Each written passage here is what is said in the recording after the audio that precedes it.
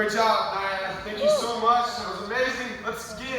Let's keep it rocking here real quick. Bring up our next speaker. Help me welcome to the stage, Miss Robin Housley.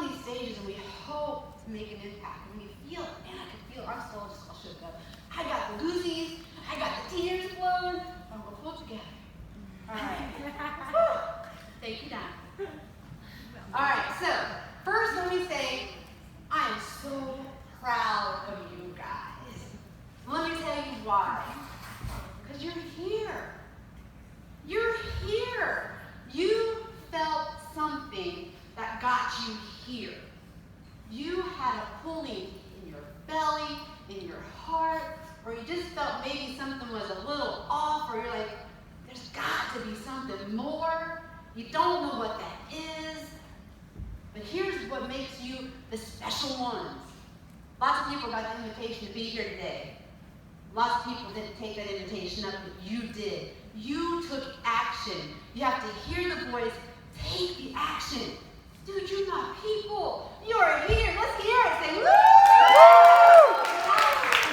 Oh, and by the way, this is like Corey said, this is not a spectator sport. We're in this together. You will be working with me together in this next hour. You got it? Say, oh yeah. Oh yeah.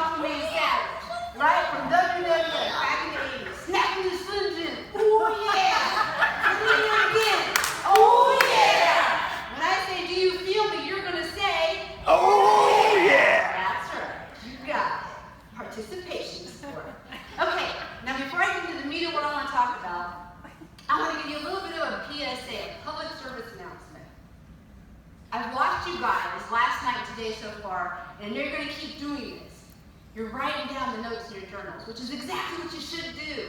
You listen, you hear, you write it down. Now, when you get home tonight, you're going to be jazzed up.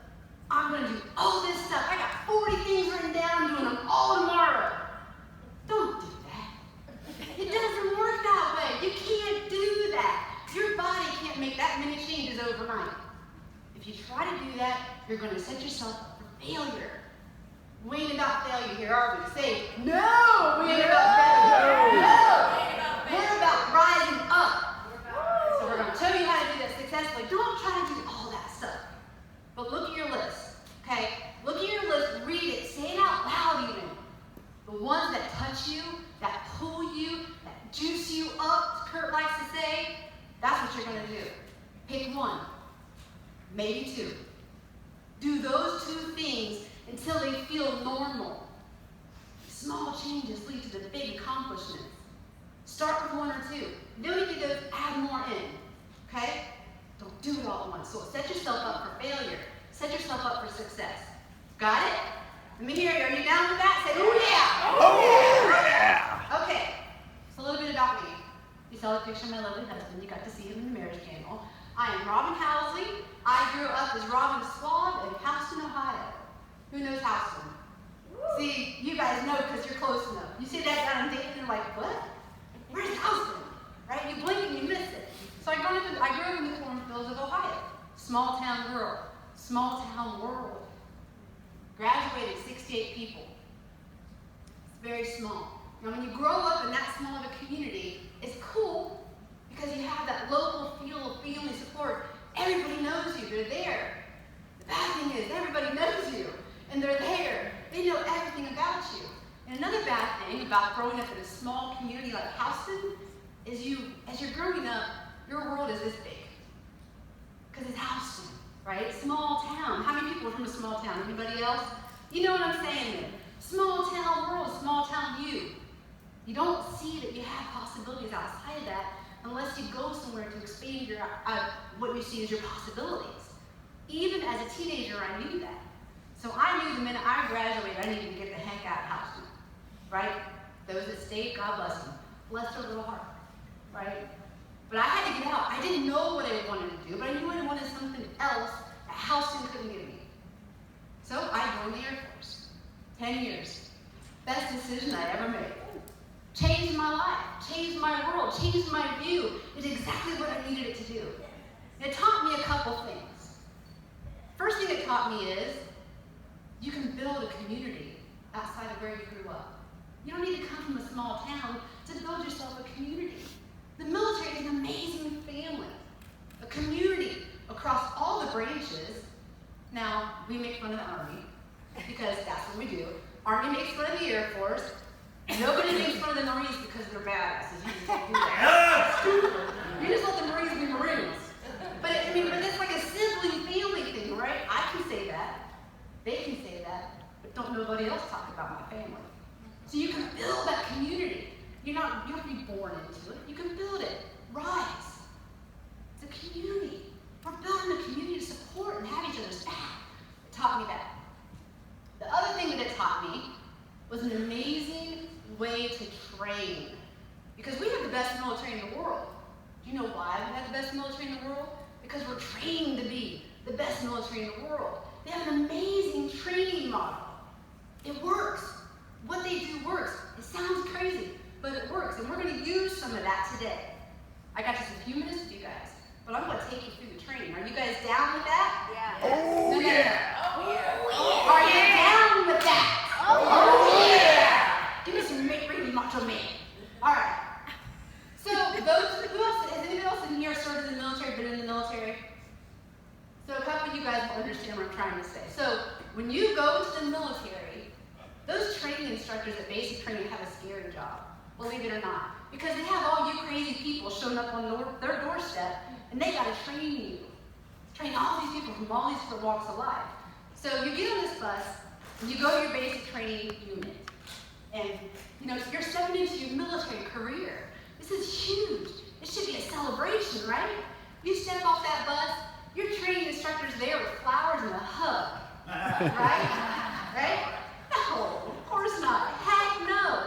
You step off that bus onto their ground, you become their property. And they let you know it. You are no longer who you used to be. You are now my property. I will train you. You are mine. Dude, you believe it?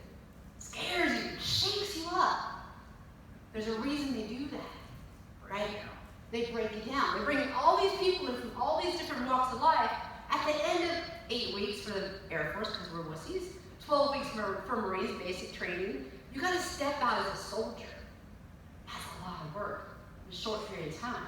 So they got to set you down to zero. They got to break you down, shake you up. You got to dump all that crap you brought with you. Okay? Because we all carry crap.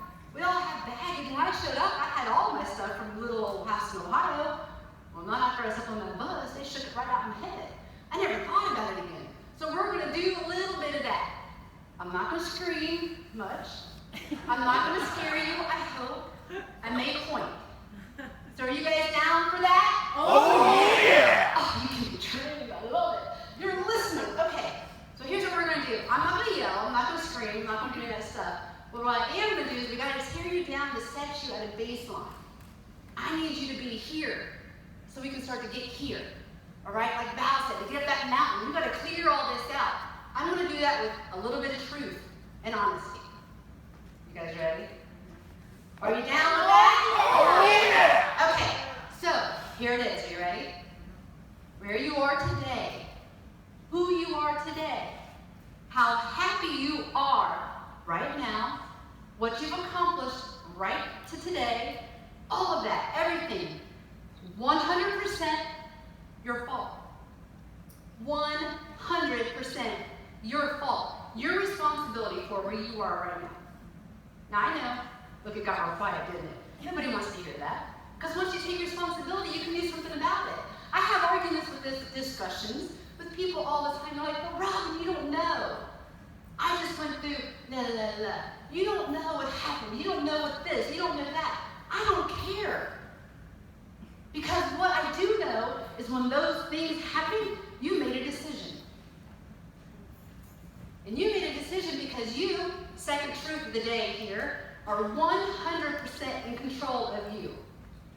So who is in control? Say, I am in control. control? Who's in control? I am in control. That's right. You can't control the chaos that life brings you. I'm not saying that. I've had stuff. We've all had stuff hit us sideways, some more than others. But what I can control is how I let that stuff impact me. How long I let those things impact me. I get to choose. Because who's in control? I'm in control. Now you know the truth. You can't pretend like you don't know the truth. You got here because of you. And you got here because of you are in control. Truth, baseline, foundation, boom. Broke you down. Right? You down with that? Say, ooh yeah. Oh yeah. I know you guys like you're freaking me out. But it's true. You have to be able to look in the mirror and say to the person looking back at you, we got this. I am in control. Now we can fix it. Because until you take responsibility, you're just going along with the life chaos. Dude, that's not what we're intended to be here to do. We're supposed to live a life of abundance, joy, happiness. But you can't do that if you let life just carry you down the river of crap. Okay? So now, we brought you down. Basic military. You're there. We broke you down to nothing. Now I'm going to start filling you up with some stuff you can use. First thing I want to talk about is this. You've heard this a couple times, but I'm going to put a little bit different spin on it. We all have a tool that we're born with, and it's pretty easy to use. All you have to do is do what I'm going to walk you through here right now. So I want to ask you to trust me for a minute. I'm going to ask you to close your eyes. Just close your eyes. I won't let anybody poke you or anything like that. You're in trusted family area. All right. Now I want you to think about something that makes you happy. Think of something that makes you feel happy. I love puppies. Puppies make me happy. I love the feel of the warm sun on my face. I love holding a cup of hot coffee sitting on my porch watching the squirrels. What makes you feel happy? Not just think happy. Feel it. What is your happy? Nobody else needs to know. I don't care what it is. It's your happy. It's not mine. Happy. Think about that. Focus on that. If it doesn't make you feel different, think more. Think of something else. My grandma, my grandpa, my grandbabies, my son, my husband, all make me so happy. Now you keep thinking about it. I'm going to tell you what's going on in your body right now. So what's going on in your body right now is when you think these thoughts, you feel a reaction, your body releases chemicals that makes you feel it longer. It gives you a sense of satiation. It makes you feel happy longer for more. It also opens your learning receptors. Negative people can't learn because they're closed. Happy people, your receptors are open. It's an actual physical chemical release in your body. You're doing it right now. You can do this whenever you want to. Go ahead and open your eyes. Can you feel it? Energy is like, whoop, feels good in here, right? Give me no yeah. Oh yeah. Now the cool thing about this little trick you just learned, you can do this whenever you need to. I recommend that you do this every morning. Just like the gratitude list, just like we talked about. These aren't original ideas because they all work. It's all things we all do. But when you're laying in bed, I want you to do what I do every morning. I want you to, before you put your feet on the ground and put your slippers on and run down to the bathroom to pee, because we all got to pee in the morning, right? Before you do that, you're going to take this a few seconds. You're going to think happy thoughts. You're going to release those chemicals into your body first thing, because that sets the tone for your whole day. If you wake up in a crabby mood, you're going to have a crabby day. But you can reset it. Start with the happy thoughts. Right? If you don't do that, and you wake up in kind of an mood, and you stub your toe on the way to the bathroom, and oh look, I just got toothpaste on my clean shirt, great. I get to work, my boss yells at me. All this stuff keeps happening, and it snowballs. Right? Negativity just sucks you in and it rolls you down that negative hill and just snowballs and snowballs. And at the end of the day, when you come home to your safe place where you have people around you who you love, what happens? You throw word grenades at them like, booyah, bad day, you did it. We hurt the ones we love. We leave those casualties of war in our living room. Dude, that's what we're supposed to protect. You don't want to do that, but when you let go of the control and you follow that snowball of negativity, all the way home, that's what happens. But if you start your day in the morning with the happy thoughts, it sets your tone.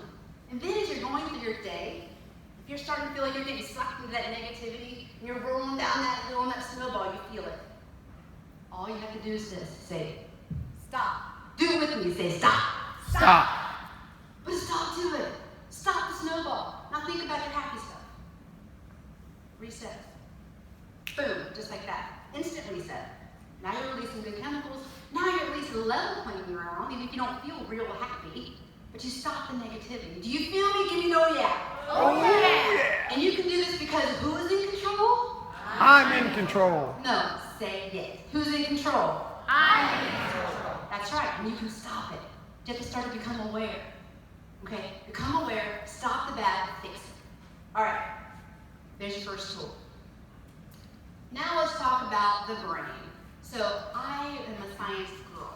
I like the chemical stuff. I just told you little physiological stuff your body does. It's kind of cool. I like the science behind things. Okay? And as I've gone down this path of discovery and all that kind of stuff, I've realized, I'm going to sum it up, we have two parts to our brain. Okay? If you think of your brain, I'm going to split it down the middle. It's not really like that. You doctor and nurses, don't correct me. I know I'm wrong. But you have two parts of your brain. Your active thinking part and your automatic part. Okay? So your active thinking part is easy to understand. I'm making decisions. I chose to not put my heels on. Active decision, smart decision. I chose to wear this today. I choose, I decide. You chose what to eat for lunch. Active thinking, easy. Now this other part of your brain is a little more complicated. This other part of your brain are the processes that run automatically. Okay? Like breathing. That's an example. It's one example. Now we have other automatic processes in our body, in our system, if you will. And they all run on things we put in this side of our brain. This is like our programming for our system. Do you guys feel me? Yeah. Yeah. Oh yeah. Oh yeah. So, what's in this part of our brain? Everything we've ever experienced. Everything you've ever felt. Everything you've ever heard. Think of it like a living room, amount of space. It's a definite amount of space, full of file cabinets. And you have files in these file cabinets. And you can hold as many as that room will hold. But what's in those files? Every thought I've had, every emotion that I've had, every experience that I've had, how I felt about that experience that I had, okay? Everything is in these file cabinets. Good, bad, it doesn't matter. They're all in your storage unit, your file cabinets, okay? This becomes important. You'll learn in a minute why that's more important than what you might think it is. But here's the tricky thing. Who's in control? I'm in control. Right, you're in control. You can pick what files are in your file cabinets. You can. You can rewrite things in your file cabinets. You can replace things you don't necessarily like that are there. And that becomes important as we go through these other tools I'm going to share with you. But the way that you do that is you think about it. Someone said it earlier. Your thoughts become what we get. Your thoughts become your reality. What you think about happens. It manifests. When you make a thought, it starts a file. Think of it this way. I have a thought, piece of paper, I put it in my file. Okay? If I think about that thought more, my file gets bigger. It takes up more space. Right? There's only so much space here. So if I'm thinking about something that's taking up space, am I thinking about good stuff or bad stuff? What do I got in my file cabinets? The good stuff or bad stuff? Right? That determines a lot of how our system works. It's our auto-programming. The military has amazing weapons. They have smart weapons you can program. They have missiles you can program that once they're launched, they go until they find their target. It doesn't matter where it is. It knows where it is because we told it where to go. Our automatic systems run on our programming. Where are you telling things to go? What's in your system? Think about this. So one example of how this manifests into what comes out of us, becomes part of who our systems are. Let's say I'm at the grocery store and I'm walking around and I see this person coming towards me. I know who she is. Her name is Negative Minnie. I call her Negative Minnie. She's that one who just always, oh my God. She finds negativity in I'm like, I got her. I'm gonna talk about something she can't possibly think of anything negative about. She walks up, I say, hey, Megan Minnie. Don't say it out loud. How are you doing? Blah, blah, blah. I said, I just got a new puppy. Puppies make me happy. Joyful, love, all love. Nothing wrong with puppies. They're joy, they're happiness. All in a furry little cuddly little bundle, right? She says, I bet it pees on the floor. For real, not happy you got a puppy, glad it makes you happy. Bet it pees on the floor, right? How many people know this person? How many people know Negative Minnie? Ha! Not all of you put hands up. Guess what? It might be you. It just might be you. If you don't know her, it's probably you.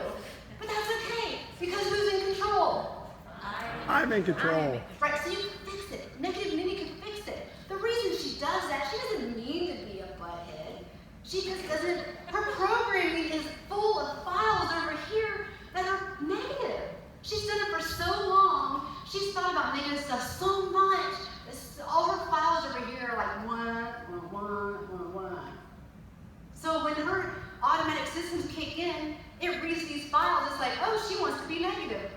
Out the face hole. Comes right out. You have the thoughts. Your thoughts come from your files. Thoughts come into words. And if you don't know that you're in control, it just comes on out. Doesn't matter who you hurt, doesn't care. It's indifferent. It's just files. She can fix it if she wanted to. All she has to do is become aware and stop saying the negative stuff. Start saying positive stuff. If she can start saying, oh no, I'm not going to say peas on the floor. Nope, stopping that, stop. Isn't that nice? I'm glad it makes you happy. It might hurt her a little to say that. Let's be real.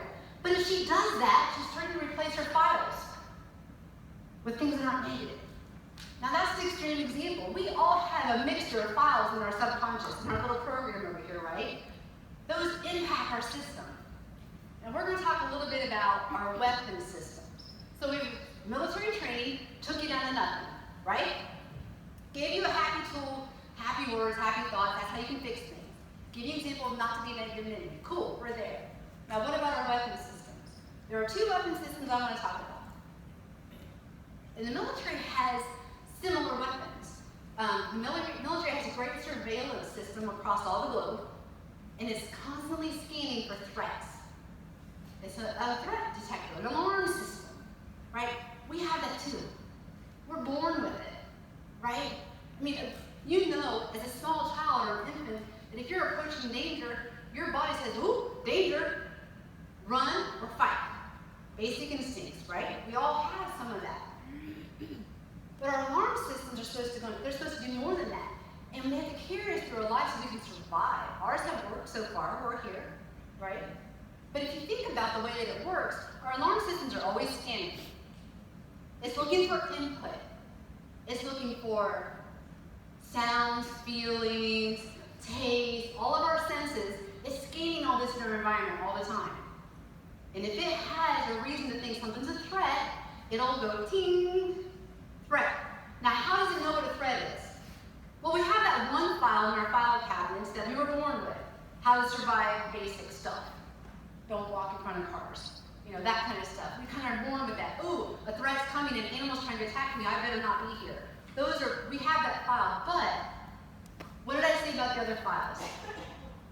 We control those files. Those are all the things we've experienced, right? So if my alarm system is reading these files, and I've let garbage in here, or I'm carrying things in here from 20 years ago, that's not a threat today, but was then, it could give me a false trigger. It's going to make my system go ding when there's no ding. There's no reason to be afraid. There's nothing to fight. But my systems don't know that. They're indifferent. They don't know what's past, future. Doesn't matter. They're reading the files, right? So if I'm carrying around stuff in here, I can break my alarm system. Now that's bad, right? Think about warriors who come back from war and they're just living their life, right? And someone drops a stapler and it sounds like a gun going off. Their alarm says, ooh, sound, bad. I know what that sound is. That's battle, defense. This is automatic. But they're carrying that file in their cabinets. Their systems are reading that. They don't know it's in the past. Now we can work on some of this. I'll walk you through an example of one that I worked through. And maybe it'll help you. Some of these are tough. You might need help to work through some of yours. That's okay. But since you're in control, you can decide to do that. Now that you know you can replace some files, you can do that. So here's one example I can give you that it changed a significant part of my life. When I was a small child growing up in Houston, Ohio, we had a family friend who would take me and my sisters for the weekends to give my mom and dad a break. It was a guy. Not really that big a deal, we all went together. Well, eventually, this guy started taking us one at a time. Now, in today's world, ding, ding, ding, ding, ding, that's a red flag, right? Back then, nobody thought anything about it.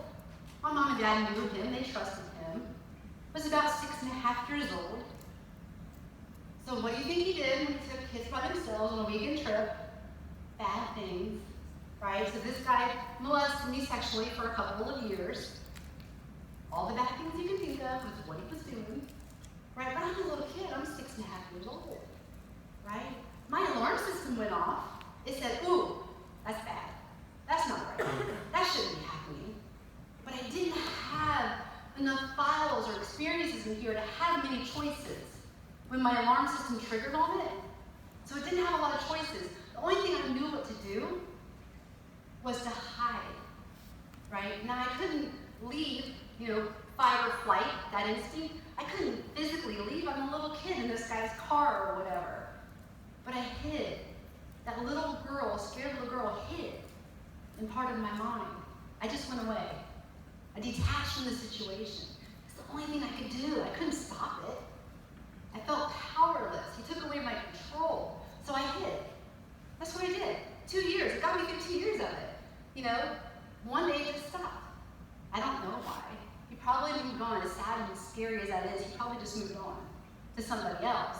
But one day it just stopped. No one ever knew. I never told anybody until much later in my life. So when all this stuff happened, even as a little kid, I'm like, okay, it's not going to define who I am. I'm just going to go forward. I'm just going to keep on going like nothing ever happened. We're not going to talk about it. We're not going to acknowledge it. We're just going to move on. So what I did is I put all those files, all those experiences, all the smells, tastes, textures, all those things that were in my files, I put in a box, put it in my little file cabinet room, put the bow on it, and walked away, thinking I had this under control. I didn't have it out of control. I didn't have it under control at all. Because what happened is now there's this large file in my file cabinet room that my alarm system can read. So what happens is my alarm system scanning all through my adulthood up until about 15 years ago. It would scan, and when something triggered from that file, my alarm system thought it was a threat. So the biggest thing for me was smell. This dude used to wear this cologne, very specific cologne, and as my alarm system would be scanning around me, because it happens all the time, I don't control it, we're always scanning all the way around us. If I smelled that smell, my alarm system knew it was in that file and said, ooh, threat. It's 20 years later. He's not here. I don't know that. My systems don't know that. They trigger. Immediately, I would feel like a lost little girl hiding in the corner of her mind. Physically, I would break down and oh. I would come into the background and become quiet. My light would dim because if you couldn't see me, you couldn't hurt me. You feel me? Yes. Right? So I became that person.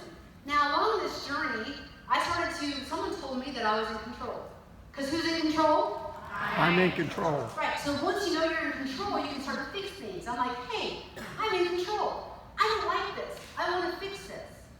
So I identified the trigger, being the smell in this example. So when it triggered that and it started to make me feel like that little girl, I said, nope, stop. Stop, because I'm in control. I can make myself stop thinking that. And I said, you know what? That's not good enough. Screw this. I'm fixing that. He doesn't get to control me anymore. I'm taking back my control because I can. It's my file. So I started to say, you know what? It's not a scary little girl that makes me think of. It makes me think of that warrior woman. Survivor. That's right. He didn't break me. Now I'm just a little girl. He ain't got nothing. This world can't send anything my way I can't handle. Because I'm a survivor. Makes me stronger. So now, I did that. Every time I would trigger, I would think that. I meditated on that, so it would make it stronger, right? The more you think about it, the fatter the file gets. I wanted it to be the survivor file. So I thought about it a lot, all the time, meditated, journaled. Every time a trigger would go off, I'd fix it. And eventually, now that it triggers, that's what I feel. Felt like a lie at first. I'm not gonna give you any false hope here. Felt like a lie. But the more I did it, the more I thought about it, the truer it felt. And eventually it became the truth. Now I am the survivor, right? My alarm system is fixed on that one. We all have broken alarm systems. You gotta pay attention, figure out what's broken, see if you can fix it. If you need help fixing it, get help. You're in control. This is your journey. You get to do this. All right, are you guys still with me? Yeah. Yeah. Okay. The next thing I want to talk about are our target-seeking missiles. Just like the military missiles I talked about, we have target-seeking missiles. They're being launched from our automatic systems all the time. Just like our alarm system is always scanning, these missiles go out all the time. Mine are going out right now. You just can't tell it. Now, here's the thing. These missiles are programmed. Where do you think we get the program? From our file cabinet room, right? It's reading all the data we have in our file cabinet room to program our missiles. They're scanning. They're not deciding if it's a good thing. They're not picking the cool things. That's your job. They're just reading your files, right? So here's the rub on that.